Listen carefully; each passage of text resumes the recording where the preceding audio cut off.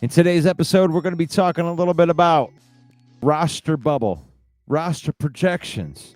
So, what we're going to do today is we're going to go through all of the roster spots, and I just want to do this exercise to prove the point here that Brad Holmes and Dan Campbell have completely changed the culture of the way that we even view Lions football.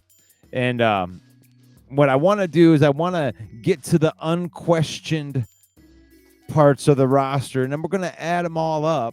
And in this experiment, we're going to see how many roster spots there's actually being fought for here. So starting with the quarterback position, I mean, the unquestioned in there as of last week was only Jared Goff. Jared Goff is the unquestioned leader of this team. But now another name has emerged as the unquestioned leader. Kyle Allen has put together a phenomenal preseason here. And I want to caution the person out there that thinks that Hendon Hooker has lost this job. And he absolutely has lost this job, but he didn't lose the backup job. Kyle Allen won the backup job. And that's how I choose to view it right there, because he's played phenomenally. Probably the most phenomenal out of any backup quarterback that we've had here in as long as I can remember. So the quarterback position, I think we are setting at 2 unquestioned. You got a solid number 1 and a solid number 2. Now the question is, are you going to keep a third quarterback on the roster? Are you going to use a roster spot for Hendon Hooker because you're developing, or are you going to waive him and clear that roster spot up for maybe one of these other spots in here as we move on to running back? Let's talk about that running backs. We got some unquestioned in the running back room. Jahmyr Gibbs, David Montgomery, Craig Reynolds, come on, Craig, and Sion Vaki. Those are 4 unquestioned. Jahmyr Gibbs is one of the top running backs in the NFL. David Montgomery is another weapon that is right there. And Craig has proven to be a veteran that you can count on. So, and then Sion Vaki provides so much value in the special teams area, and he provides value at depth at running back at the same time. So I love where we're at in the running back room. And, you know, even the other running backs that they brought in, Jacob Sailors and Deion Jackson, they're good. I mean, they might even be able to make a different roster, but I don't think that we're going to keep 5 running backs. I don't think those other 2 are going to be able to crack this roster. I think that we need help in other places. So there's another 4, bringing our total to 6 so far after the running backs. Now moving on to the wide receivers. I mean, come on, man. We might have the best wide receiver core, and this is going to be, there's going to be some hurt feelings when it comes to cut down day here, because there's so many good ones here. Amon-Ra St. Brown, Jameson Williams, Tim Patrick, Khalif Raymond, Isaac Tesla. I think that those 5 wide receivers are on the unquestionable list. And then you have some guys that have a chance here. You know, you drafted Dominic Lovett in the 7th round. You invested draft capital into him. He offers some value on special teams there, but will he make the team? Are they going to keep 6 or even 7 wide receivers? Jackson Meeks, undrafted free agent. He's been showing out. You like that? So Jackson Meek and Dominic Lovett, they're on the outskirts there. So I'm only going to count 5 of these right here as the unquestioned right there, bringing our total up to 11. When you're talking about bubble players, you're talking about, it might be a wide receiver versus a pass rusher. So, moving on to tight end, Sam Laporta and Brock Wright, their jobs, I can definitely say the unquestioned 2 guys have roster spots right there. And then there's a battle. There's a battle for that 3rd tight end spot, or are they going to keep 3 tight ends? They keep 2 tight ends. Dare they go in with only 2 tight ends? I don't know. But Shane Zylstra and Zach Horton, they're battling for that 3rd tight end spot right there. Offensive tackles, Penei Sewell, Taylor Decker, Dan Skipper, and Giovanni Manu. I think that they are unquestioned right there. There's 4 guys. I'm not saying that they don't have to compete for their spot, but I think that their spots are locked. And will they keep more offensive line depth? Does a guy like Jamarco Jones have a chance to make the roster? We'll have to see about that. And then we got the interior offensive linemen, where Graham Glasgow looks like he's going to be the center.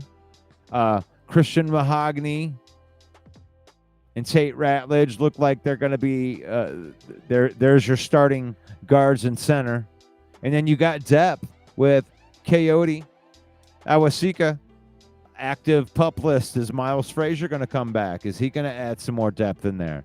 So I only counted 4 in there because I don't know if Kingsley will make the roster, but maybe he does. But I'm going to count 4 in there, bringing us up to 21, and that's all of the offense right there.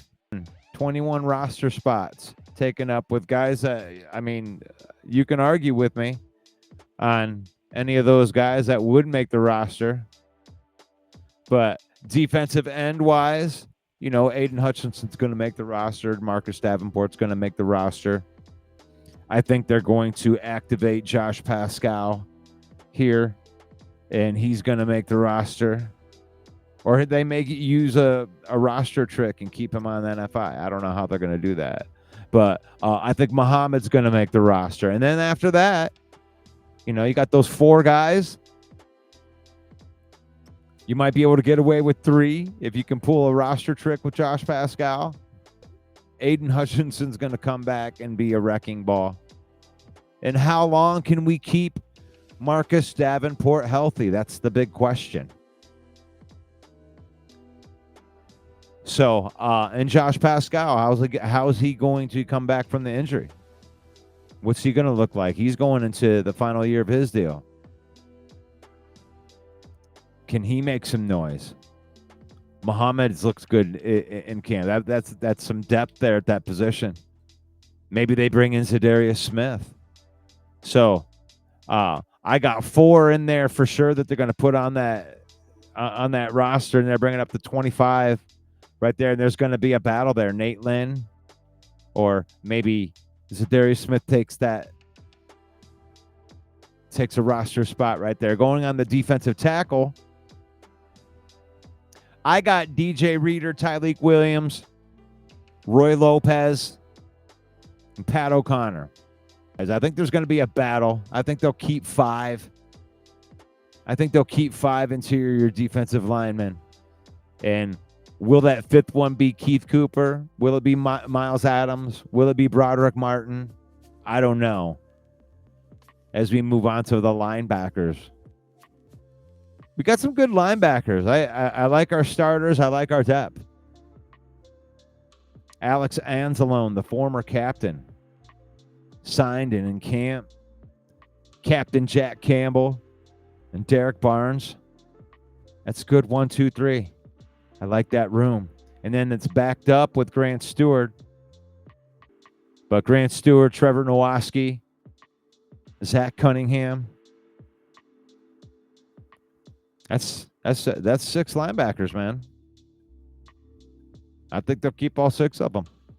Trevor Nowaski played well last year coming down the stretch. We had a lot of injuries, and those guys had to come in that were even on the practice squad and play. So moving on to the cornerback room, Terrion Arnold. That's a lock. That's a lock. You know, DJ Reader or DJ Reed, not Reader. DJ Reed, that's a lock. Amik Robertson, that's a lock to make the roster. Rock Yassin, I think he has played his way onto the roster. And then they just activated Khalil Dorsey. And Khalil Dorsey was ready to break out last year. He was having a good camp going into the season. And then he had a bad injury. Another guy we're getting back that adds depth to that cornerback room. So I got them at five cornerbacks. And then I got 3 safeties for sure. But I don't know who's going to win that last spot. I know they'll keep 4. But I just want to do this exercise here to just show you, like, how far we've came. Safeties, Brian Branch, Kirby Joseph, Anthony Maddox. Like you got locks to make the roster right there.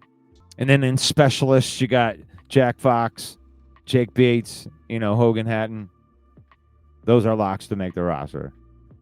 So all total, you're talking 45, 46, maybe 47 roster spots already claimed.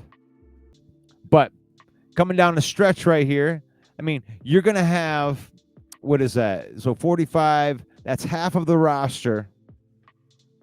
You only get 53. So you have the other 45 roster guys.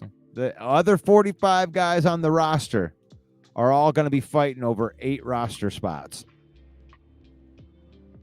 That's the kind of culture that has been built here. Feels good, don't it? Team's strong. You're going to have a 45-man competition for about 8 roster spots. And we don't even know what roster spots they are. You could keep more linebackers. You could keep more cornerbacks. You could keep more wide receivers if you like Jackson Meeks. Which positions are going to be the positions that they're going to keep more players in? That's really what the story of the last preseason game is going to be all about. And can Brad Holmes play some, roster gymnastics to try to keep as many of these players as he can and have them go through and land on the practice squad? But let me know what you think about that. What do you think about my roster breakdown right here with 45? You got 45 or 46 roster spots already taken up. What do you want to see the Lions do? Let me know in the comments. Which positions do you think are more important to carry more positions? Let me know that in the comments. My name is Russell Wayne. I'm the 313 villain in faith, family, and then football in that order. God bless you guys. I'll see you in the next video.